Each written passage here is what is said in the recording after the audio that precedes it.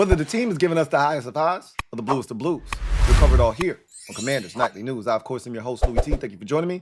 Let's get to tonight's lead story. Bill Mania is real. I tried to tell you guys this well over a month ago. I did a video that actually was titled, Bill Mania is real. You could see this coming from a mile away, and you guys saw it as well. We've had these conversations in the summertime. We talked about it when he was drafted in the 7th round. Some of us were so excited. Others, not as much, because you didn't know what his game was like, or as a wise man once said, I'm sorry, Bill, I was not familiar with your game. But for most of us who watched the tape, who were excited at the fact that this guy was still available in the 7th round, we knew we had just unearthed a gem. And now the rest of the league is starting to find that out.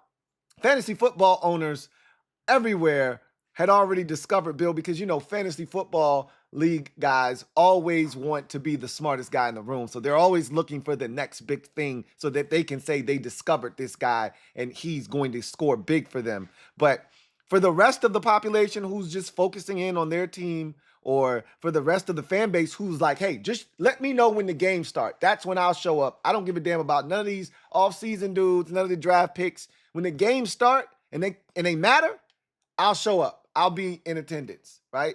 I'll be present.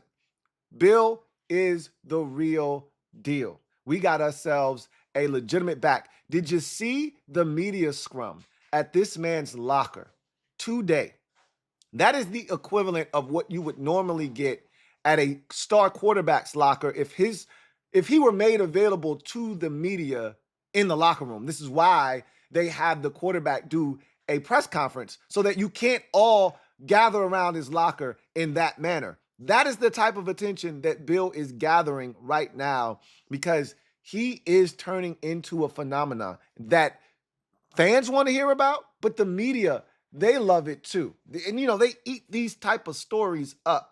It feeds families, right? They get to write 4 or 5 pieces on this guy about his ascension from no star. We heard this shit at the press conference. You know, when they were talking to Jay, I think it was Coach Quinn, from a no star recruit. Like none of that shit matters at this point. This man made it to the NFL. We've talked about him being a 7th round pick. We talked about the whole situation last year at Arizona where he only got to play in 1 game because he was ruled ineligible by the NCAA. Like, you ain't got to go all the way back to when this man was coming out of high school, even though that might be something he carries around with him. Like, he felt like he was disrespected, like he wasn't given enough attention coming out of high school. But at the end of the day, there's no underdog story here. We're going to talk about that because Scott Abraham posed the question in a underdog manner, and DQ was not going for any of that shit. And neither am I as a fan, because I don't think Bill sees himself as an underdog. He sees himself as a guy that was overlooked, but he was going to prove himself immediately. Remember, we saw the phone call with DQ, AP during the draft when he told them, you got yourself a real one. I'm going to prove to y'all that you got yourself a real one. And he's done nothing but that since being drafted. And I am so elated. You should see our group text with myself and the rest of the Commanders Kings because we're just so excited, man, to finally have a real RB1 that is a difference maker.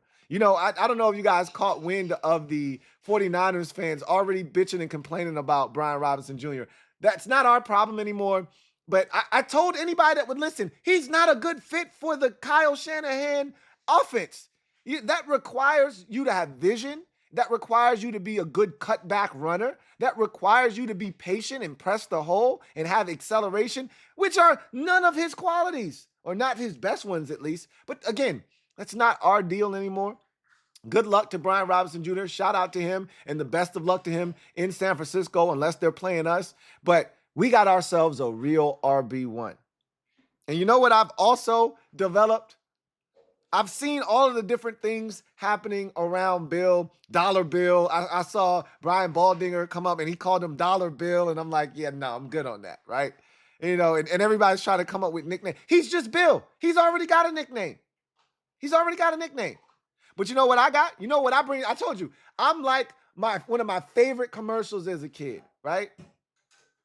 I don't make a lot of the products you buy. I make a lot of the products you buy better, right? I didn't create I Got Five on it. That been existed long time ago. But I made a song. And I remixed it to make it fit our dynamic, our situation. Well, I've got another one for this guy. Bill, our guy. Right? I got one for B.I. double. I think you're gonna like this one. I think I like it. You ready? Get these other backs from around me. Our guy is money. Hey, we got Bill, y'all.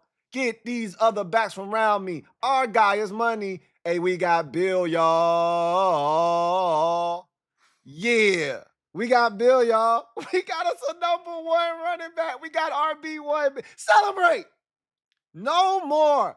Gone are the days of us having to pray Brian Robinson Jr. finds a way to 80 yards. Our guy did it in his first game in his NFL career. Gone are the days of us having to worry about, can our guy break a long run, 42-yard run longer than any run Brian Robinson Jr. ever had in his career?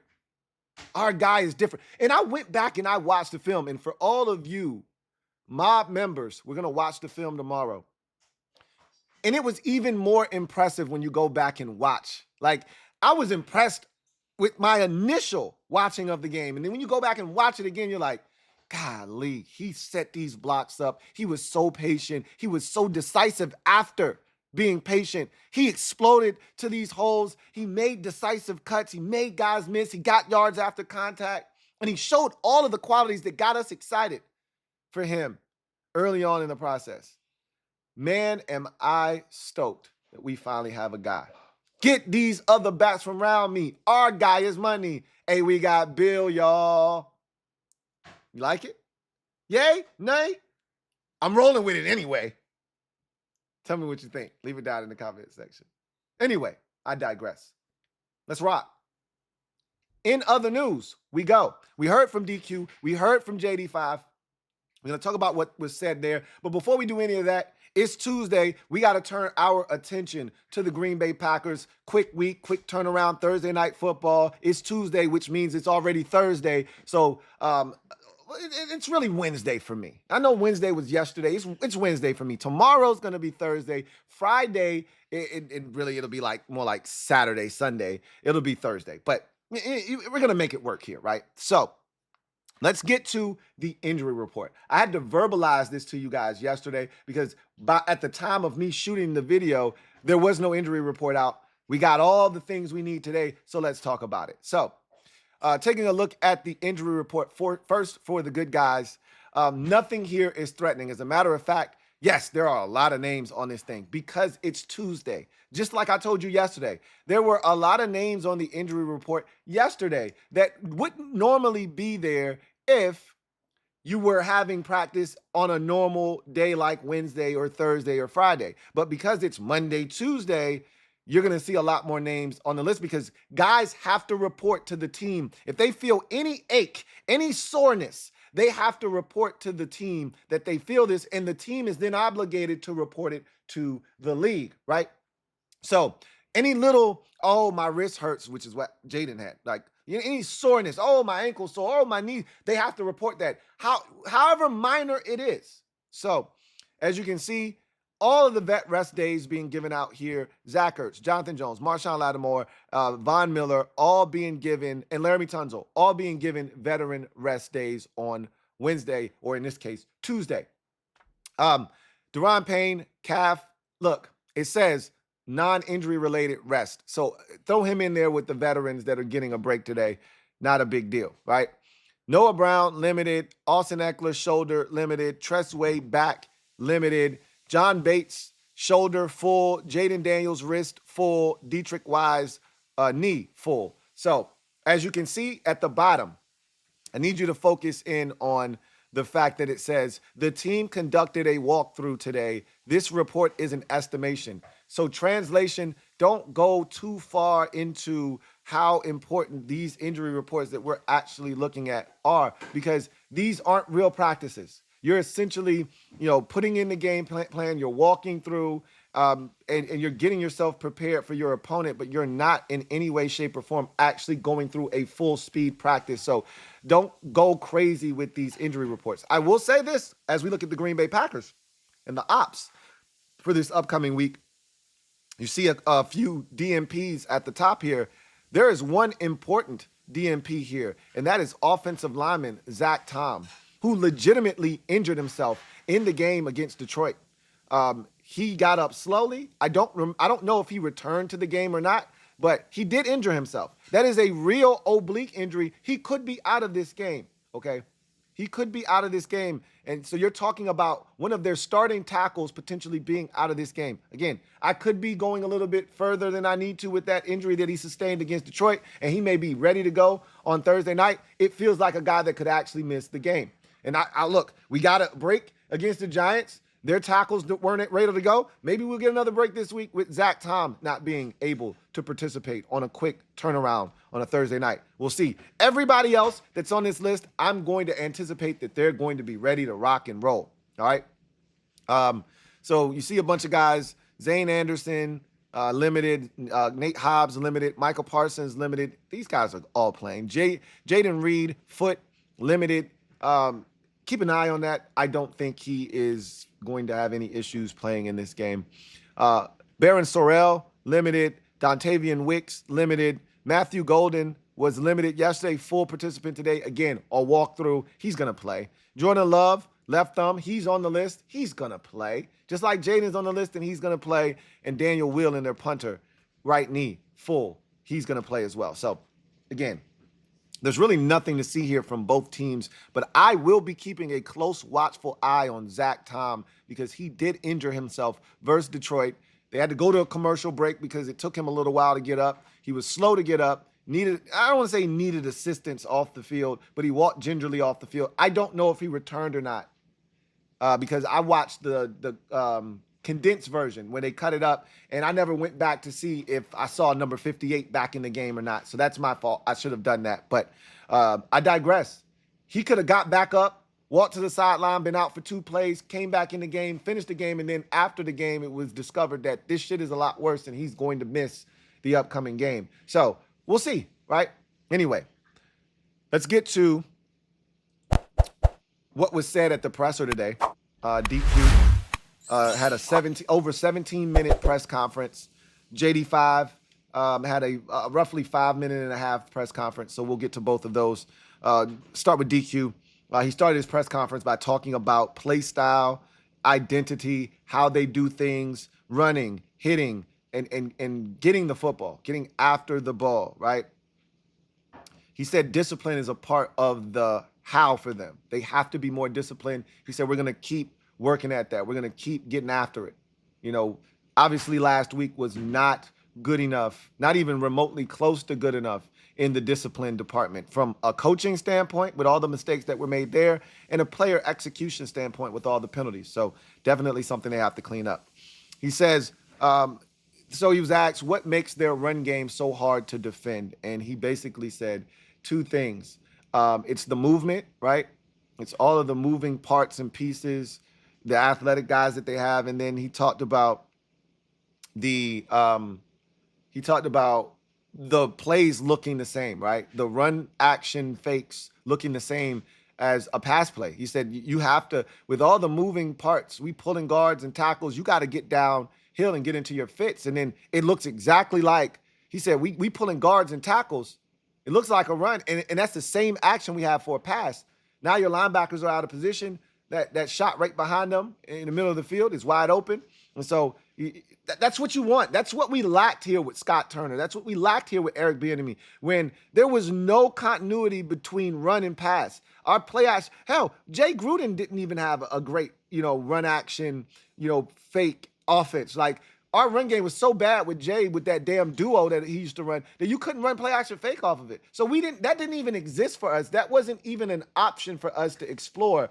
To me, if you want to be one of the better offenses in the league, you got to be able to eat off of play action, and we can do that because of the way our offense is set up. He said, he was asked about Jayden being on the injury report. He said, I have zero concern about Jayden for Thursday, which I didn't either. And, you know, they got to ask. They have a job to do, but none of us were concerned with Jayden. At least I wasn't. My wife asked me yesterday, are you concerned about that? I'm like, no, it's Monday. If this were Wednesday, he wouldn't even be on the injury report. So he pretty much confirmed that, did DQ. He talked about John Bates as a blocker and a pass catcher, and he just said, this is like, I think of all of the holdovers from the Ron Rivera era that they actually drafted, Bates is probably their favorite player. They love them some Terry. They love them some Jeremy Reeves, but Ron didn't draft either of those guys. They love them some Deron Payne. Ron didn't draft those three. Ron, the only guy that I think they truly love, two guys actually. They love Quan Martin and they love them some John Bates. Those are the two guys that they absolutely love that Ron drafted. Now, I think they clearly showed that they love Sam Cosmi by giving him a deal. So I'll say three guys. They're not many, though. They're not many holdovers from the Ron Rivera drafts that they absolutely love. And they've shown two of them the money in Cosmi and Bates. And they're going to show Quan Martin, if he continues on the upward trajectory, the money as well when his situation, his contract gets to that point. So Bates is a guy that they love. He talked about it. He's a commander through and through. We love Bates, man. And I tried to tell everybody last year, and I can't believe that I even had to say this out of my mouth because so many of you wanted to run Bates out of town. I said, you guys do know we're re-signing John Bates at the end of the season, and it was some of y'all that told me I was crazy. How dare you disrespect John Bates? That shit is criminal, how y'all treated him just because he ain't catching the football. There is a space that you can carve out for yourself in this league doing the things that John Bates does. That's winning football. You need John Bates on your roster. He's the best at what he does in the league. And I can't believe there were some of you, and yes, I am wagging my finger and pointing at some of you that wanted John Bates out of here. Shame on you. Boy, I don't know where we'd be in the run game without John Bates. I remember a time when we had all the pass catcher tight ends and none of their asses could block. I remember the Jordan Reed, Vernon Davis days. I remember that shit. I don't want to go back to the Ricky Seals-Jones days. I'm over those shits. Give me a damn tight end that can run block. Thanks. Talked about the benefit of having Thursday Night Football be week 2. And he basically said the only benefit to it is we got to prepare during the preseason for week 2 while we were preparing for the week 1 opponent. That's the only benefit. Like, it's still a short week. We still had a game the week before. It's still something that's tough on the players' bodies. That's really the only benefit, is we got to do some work prior to the week 1 contest against the Giants on the Packers. And so we were already in a position where we had gotten work done, and now we just can build off of that now that we have a game of film to watch from this season. So that's what he basically said about playing on Thursday night in week 2. Although as a person outside of the building looking in, I could see why you would feel like I think it's an advantage to play versus a week 7, week 8, when your body's tired and exhausted, you're beat up. And now you got to go on a short week. I'm actually happy that it's happening in week 2 versus, a week 7, 8, 9, 10, etc. He was asked about the Commanders offense versus the Packers defense. If you haven't watched the Packers-Lions game, do yourself a favor and do so. I can tell you this. We heard this from every person they talked to today, whether it was DQ or Jayden, and I can confirm that the Packers were flying around defensively. I watched that game last night after I did my Monday night overtime post-game stream, right? I then said, let me turn on 1 or 2 more games, because I had one or two more games to watch from week 1 that I hadn't yet, watched fully. And the Packers-Lions was one of them. And the first thing that jumped out at me was, man, they are flying around defensively. When I say flying around, that's what we aspire to be. Dudes just flying around, 5, 6 hats at the football. Look, we saw a little bit of that against the Giants, right? We saw a little bit of that, but it's levels to this shit. And they were at a different level. They were playing at a different speed defensively. Now, the Lions ain't us offensively because Jared Goff doesn't scare you. He doesn't offer his legs as a threat to the defense so they can not have to worry about him as a runner and they can fly to the football because they don't have to worry about Jared Goff leaving the pocket. They can't be as reckless leaving, space for Jayden to operate. They're going to have to either get to him or they're going to have to dedicate someone to get to him or else they're going to pay. And so it looks a lot different when you got one of them ones at quarterback. But they were flying around, man. And so DQ said, that was the first thing he said when he talked about the Packers defense. He's like, man, they flying around, bro. They're out here. And he talked about the speed that they have at every level. He talked about how they, went about building their team because someone asked about, team building later on. And I can kind of combine the two answers here. And he talked about how the Packers, because they've been, the person that asked the question said the Packers have been among the league's youngest teams each of the last 3 years, whereas we're the oldest team this year. So we've gone with a different approach than they have to, building the program. But remember, they already been established. The Packers haven't been asked in over 3 decades. The last time they were asked, the Magic Man was their quarterback. Once they got Brett Favre, they were set at quarterback. And they've gone from Brett Favre to Aaron Rodgers to Jordan Love without any gap, without any period where they had to figure shit out. Who's our quarterback going to be? They already had the guy. It's made for weird exits for, the legend that they had there previous, but it's also made for the smoothest of transitions to where their fans have been so spoiled for the last 3 decades. They haven't had to go through a rebuild where you're like, man, I don't know what the future looks like for us at the quarterback position. Man, we're going to stink this year. Hopefully we can get us a quarterback. They always have the quarterback in waiting 2-3 years before they even need him to see the field. So they can't relate to us. And so the way we have to build it versus the way they have to build it, totally different. And DQ basically said that. But he said they built theirs different because they went out, drafted another linebacker, right?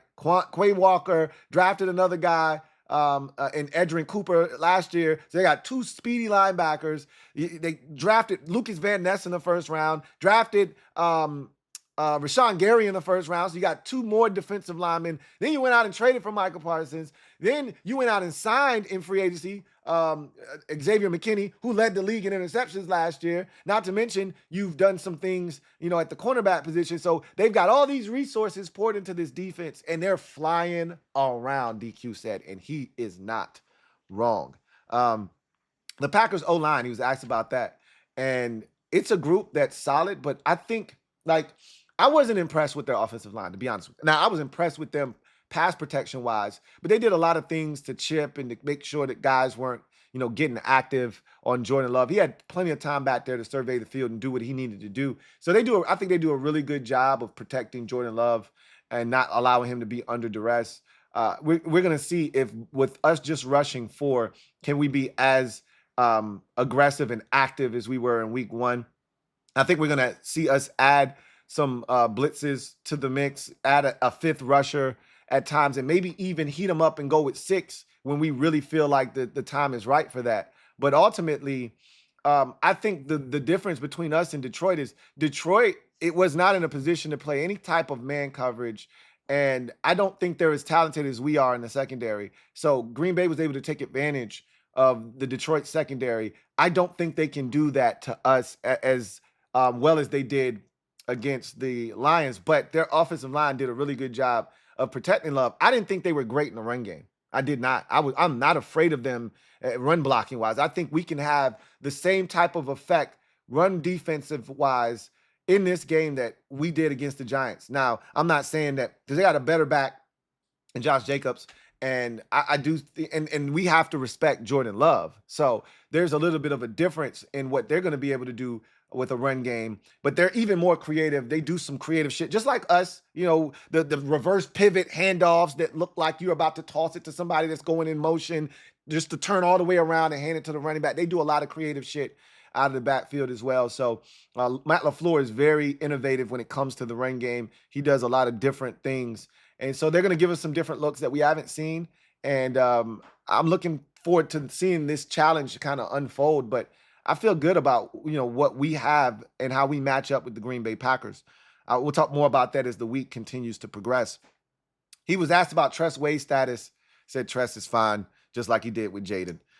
He said that, the tackling was really good in week 1, right? And the thing that was great about the tackling, even when we didn't do a great job of getting the guy down on initial contact, there were 2 or 3 more guys there to make sure the job got done, right?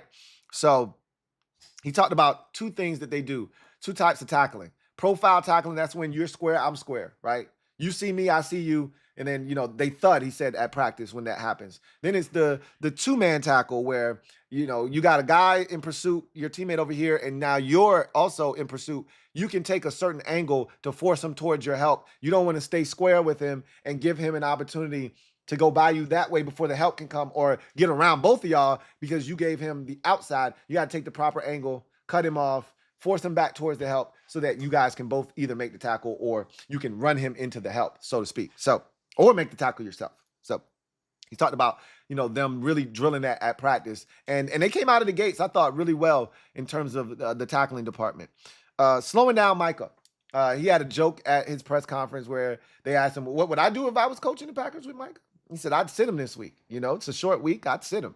So everybody got a laugh out of that. But in all seriousness, he said, he's a guy that you have to account for at all times, but you don't want to overcommit to him to the point where you allow somebody else to get their shit off. He's like, he equated it to a basketball team where you don't want to pay so much attention to this point guard that you leave a shooter at the 3-point line wide open. He kicks it out to the shooter and it's an easy 3. Like, you got to make sure that you want to pay attention to him. You want to make sure that you're aware of where Michael Parsons is at all times, but you also don't want to overcommit attention to him to the point where you allocate so many resources to him. Rashawn Gary now getting his shit off. You got to understand that there's balance to all of this. They're not going to put him on Mike. I don't think they're going to put him on Laramie Tunsil's side very often. He might get 1 or 2 reps over there because it's not like Laramie Tunsil's unbeatable, but they understand where the weakness is on this offensive line right now if you're going to rush from the outside. And so they watched the film. They saw Brian Burns get active on our rookie. Damn well they're going to line up Michael Parsons right over Josh Connolly, and we're going to give him some help. So he'll start there, but I can't envision a world in which we let Michael Parsons rush one-on-one with Josh Connolly Jr. Like that's some Ron Rivera last staff bullshit. That's some Eric Bieniemy EB bullshit, right? This group's too smart to do that. He's going to get chipped.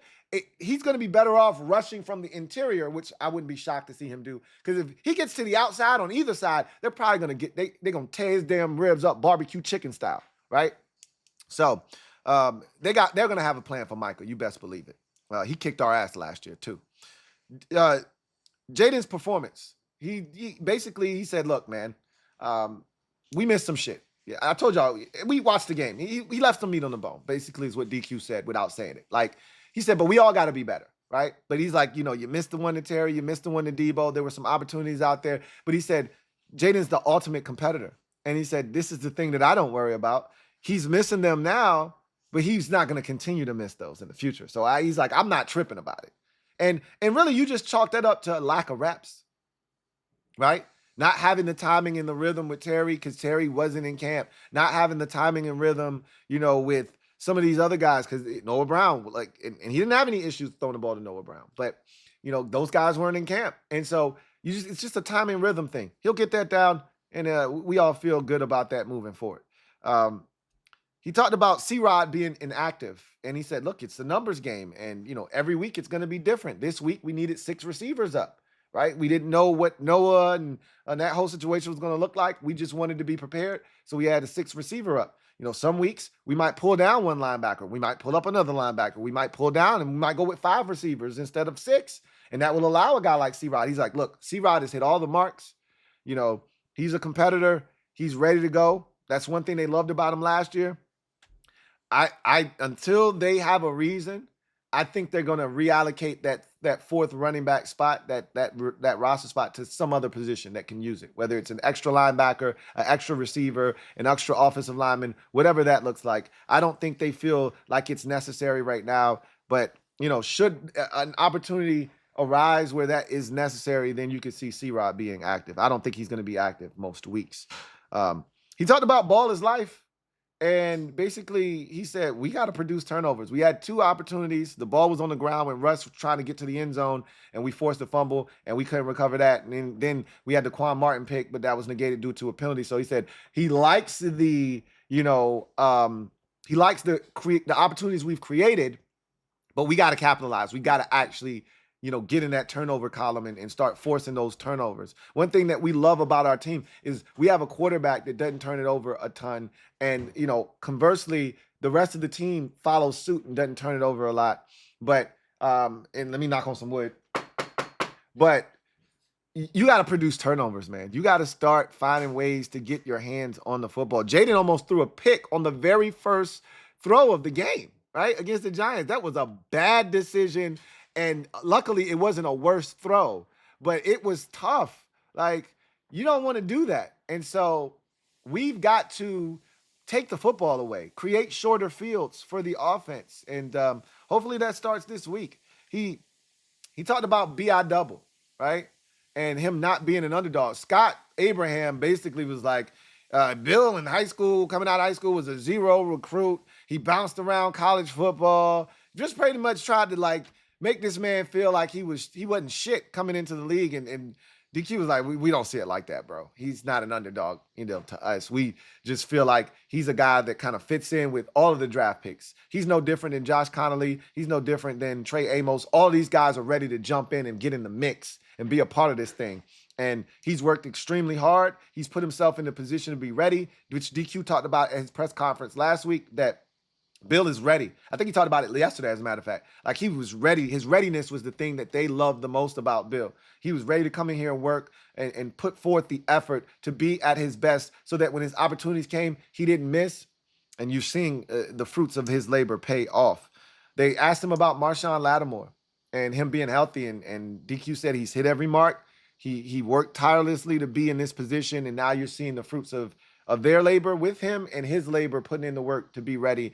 And we got ourselves a hell of a secondary. As long as he is able to do what we saw him do in week 1, I feel as good about our cornerback group as any in the league. That is for certain. Then DQ, I love this answer. It's probably one of my favorite answers of the day. He was asked about this early test on the road against Green Bay.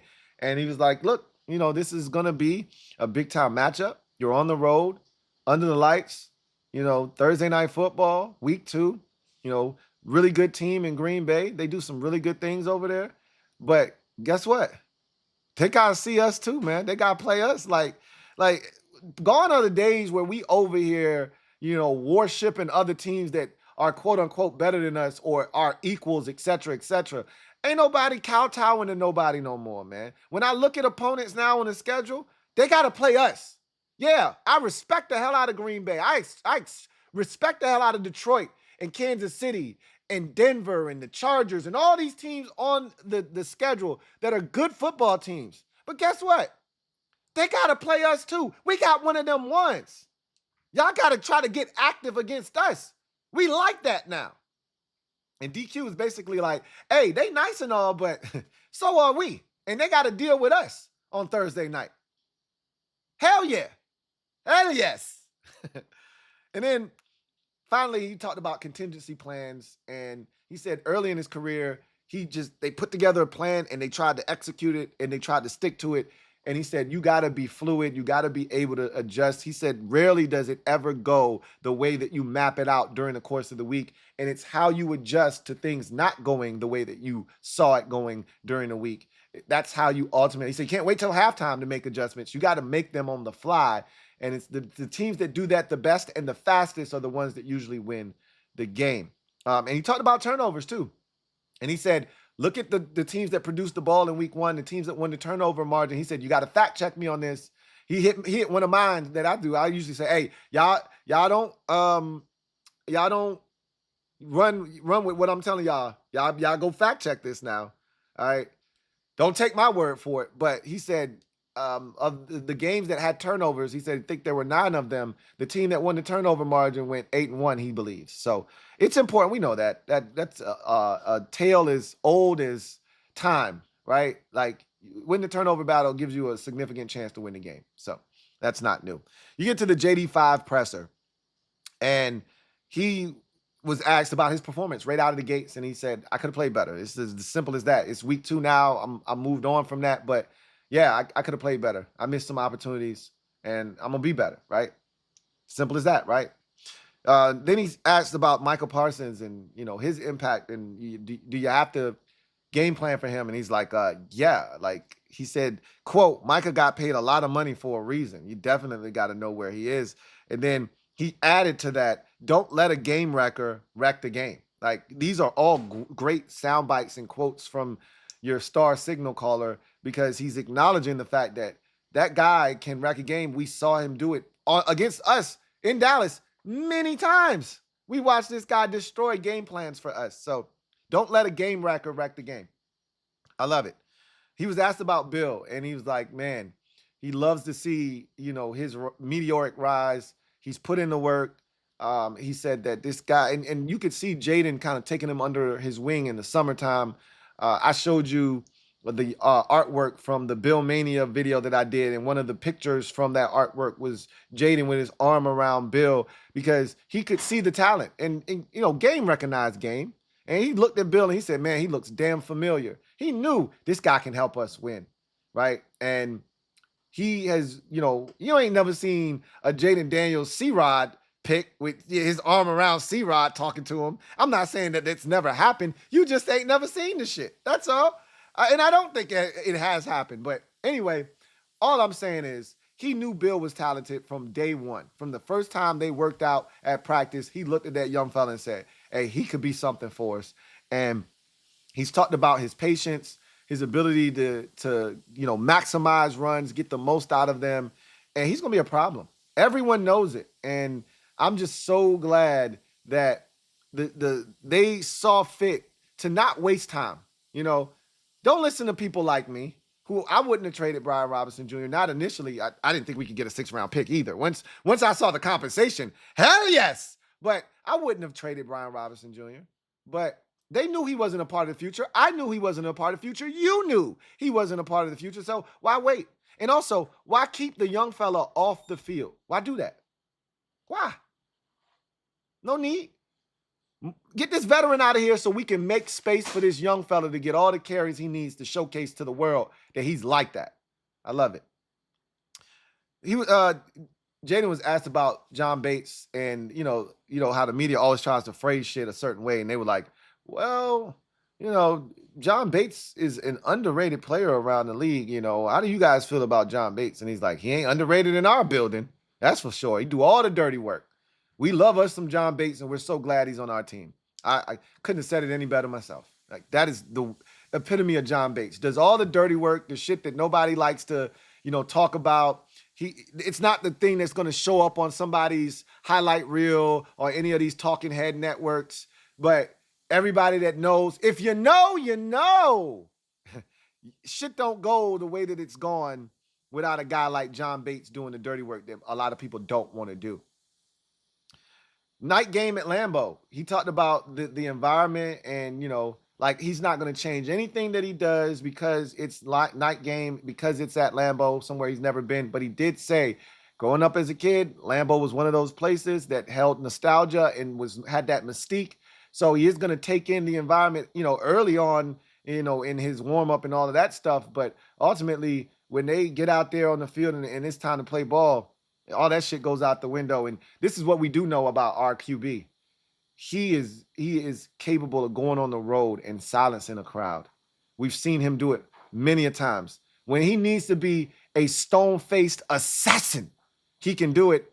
I got no doubts that he'll go in there on Thursday night and be exactly that when the opportunity presents itself.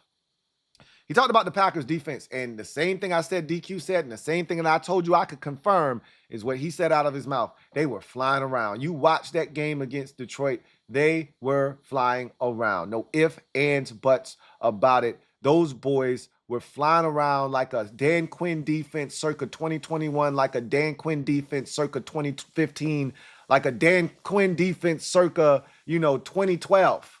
Like, they was flying around, bro. And I was like, sheesh. We're going to have to slow their ass down. And whether that's with misdirection, eye candy, getting the ball out quickly, whatever, Jayden running a couple of times to keep them honest, They can't be flying around the field like that shit on us. I just know that much. We're going to have to slow that ass down for sure. He was asked about Tyler Biadasz and his impact, and man, was he good. Did Dexter Lawrence play on Sunday? Anybody check to see if 97 was on the field? Because I ain't see no chunky soup shit going on the field. All I know is it was awfully quiet around the middle of the football field when our offense was on the field and their defense was on the field.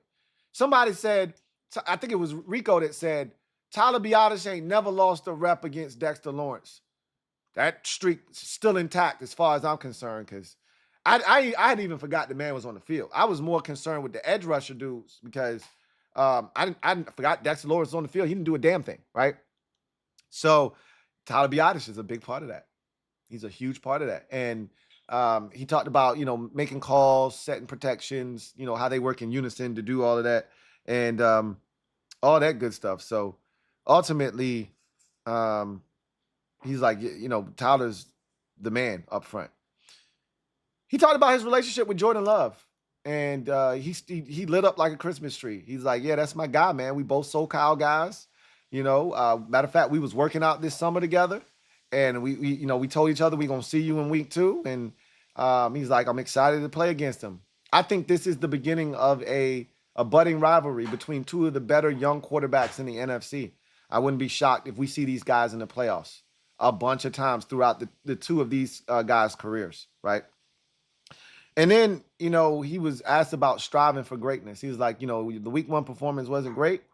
We know you're a Kobe fan, so how do you, wrap your brain around, getting the win, but, playing good, but knowing that you can strive for greatness? And he was like, I'm always striving for greatness. I'm always looking to be my best every time I'm on the field. But he says, I also appreciate winning because it's hard to do.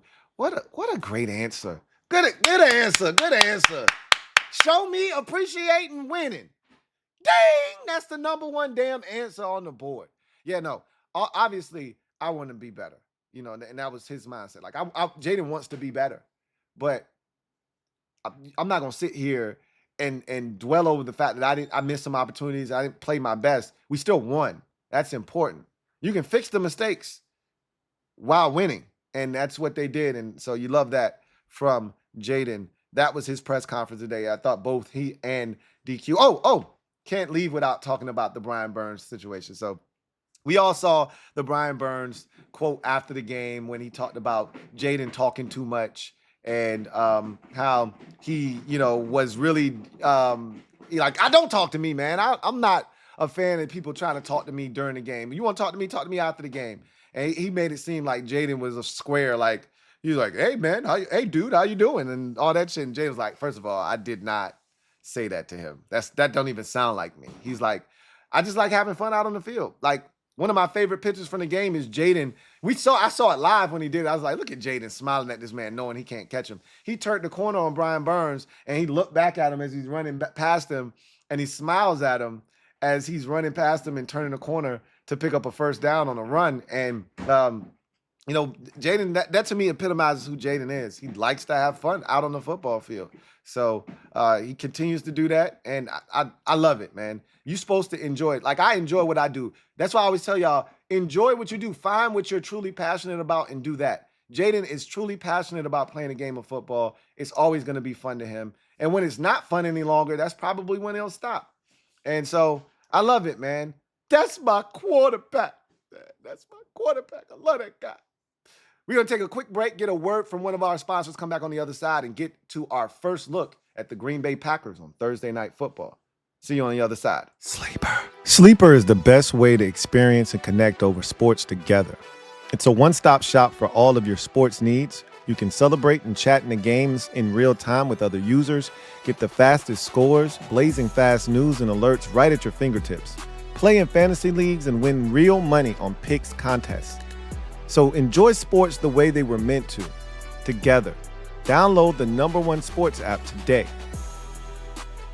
Predict the hottest football stats like passing yards, receiving yards, touchdowns, interceptions, and much more to cash in on your daily fantasy football skills. Use promo code LTN, and Sleeper will match your first deposit up to $100. Terms and conditions apply. See Sleeper's terms of use for details. Currently operational in over 25 states. Check out Sleeper today. Sleeper. So now we're on to our first look at the Green Bay Packers. This is going to be a fun game. If you haven't checked out my quick hit for Bleacher Report, I put that out earlier. I also posted it to X. Look, at the end of the day, this is a big matchup. Who are we kidding? Both teams come into the game at 1-0. Both teams have Super Bowl aspirations. I think the Packers have leapfrogged us in the rankings in terms of how people perceive them after the addition of Micah Parsons. And I'm not mad at that, but I still got 5. And I'm putting my money on 5 no matter who they added to the defense. Give me 5 every time. So I feel good about our situation, but they feel just as good about Jordan Love. They think they got themselves a really good quarterback as well with a really good defense. And all of a sudden now, a star in Micah Parsons on that defensive side to really bolster that group. So this is going to be a fantastic matchup. I said this, and I know it's early, and maybe I'm way out ahead of my skis right now, but I talked about it on my Bleacher Report quick hit as this could be a preview of the NFC Championship game. Why not? Like, two of the best quarterbacks, depending on who you ask, the 2 best quarterbacks in the conference, squaring off. They're both young. Right? They still haven't hit their prime of their careers yet. And they have, a solid supporting cast around them. Like, the thing about Jordan Love is he hasn't had a number 1 receiver his entire career. And I still don't know if he actually has one or not. We're going to find out if Matthew Golden checks that box off or not. But he still found a way to get it done with tight ends. And they got tight ends galore. They got tight ends for days in Green Bay. We're going to have to be on our shit against these tight ends because we've been hurt by the tight end many a times over the life of our careers as fans. And I'm not sure that the tight end was open on Sunday with the Giants, right? Like, Jordan Love's looking for the tight end, and boy, their tight ends clean up. So, that's something we'll talk about when we get into behind enemy lines and we look at the matchups and some of the problems that the Packers pose and present. But ultimately, when it's said and done, this is a big game. The winner of this game is going to be the first team in the conference to go to 2-0. I think the winner of this game catapults themselves right up nice and snug under the Philadelphia Eagles for the right to call themselves the second best team in the conference. You're not leapfrogging the defending Super Bowl champions until they show that they're no longer capable and worthy of that moniker. But the winner of this game goes to 2-0. And I'll take it a step further. Like, you start thinking about playoff implications. Remember, this was the same Packers team that we were jockeying and jostling for position in the postseason. We ended up the 6th seed because of a loss that they had, or excuse me, we ended up the 6th seed, right? Because of a loss they had coupled with a win we had, and that allowed us to stay out of the 7th seed. The Packers ended up with the 7th seed and had to go on the road to Philadelphia instead of us having to do it. And I actually think if we would have gone on the road to Philadelphia in wild card, we would have beat their ass because Hurts wasn't fully right yet. That was a really piss poor performance by the Green Bay Packers, unless we turned the ball over 18 times like we did against Philadelphia. But nonetheless, we were jockeying with position with this same Packers team. Who's to say that this game doesn't determine who finishes 2nd or 3rd in the conference? So if these two teams meet in the divisional round, who's to say that this game doesn't determine who gets that game at home? Who doesn't say that this doesn't determine who's the number 1 seed and gets the first round bye in the NFC? This game could have massive implications. Don't sleep on the importance of a week 2 matchup. Or this could be everything. This could be nothing. One of these 2 teams could not be in the playoffs. Neither of these teams could be in the playoffs. I highly doubt that, by the way. At the end of the day, that is a good Packers team over there. But so are we. And I am looking so forward to matching up with these Packers. And, there's a nasty streak that exists that says we haven't won in Lambeau in ages. Ages. I can believe it because I don't know the last time these eyes have seen this organization go to Lambeau and win. I can tell you all the losses, though. I remember the game when Sean Taylor should have had 15 picks off of Brett Favre, but yet Santana Moss fumbles at the end of that game and we lose. I can tell you about the time that Taylor Heineke looked like a star over there running, throwing, everything. And he still fumbles at the goal line, sliding into the end zone. They called his touchdown back, and he threw about 2 red zone interceptions, or he threw an interception in red zone. He fumbled going into the end zone. And, oh, yeah, our kicker at that time was Chris Blewett, I believe, and he blew it that day. I can tell you about all the losses over in Green Bay. There are a plethora of them. All right? It's time for that shit to end. We the streak breakers. It's time to mount up. But we'll talk more about that tomorrow and into Thursday and game day, et cetera, et cetera. Y'all know what it is. You know the vibes. We here now. And I keep telling y'all got to change the way y'all think. We don't beg for our guys to not embarrass us anymore. Those days are over. We know they're going to show up. The question is, are they going to show out? I got confidence in them. Do you? We'll see. We'll talk more about this Packers team and the threats that they pose on tomorrow's show. But that, my friends, is going to do it for me, your man Louie T, here on Commanders Nightly News. I look forward to chopping it up with you later on tonight on the Commanders Kings channel. And if you are a member of the mob, we will watch the film of Week 1's contest tomorrow, as well as I will be live tomorrow night for Commanders Nightly News live. So lots to get to. Can't wait to do that with you guys. Until then, I'm your man Louie T, signing off. You guys enjoy the rest of your evening. Hopefully I'll see you tonight with the Kings. Peace. Here comes the diesel. Here comes the diesel. There's the snap, hand to Riggins. Good hole. He's got the first down to the 40. He's got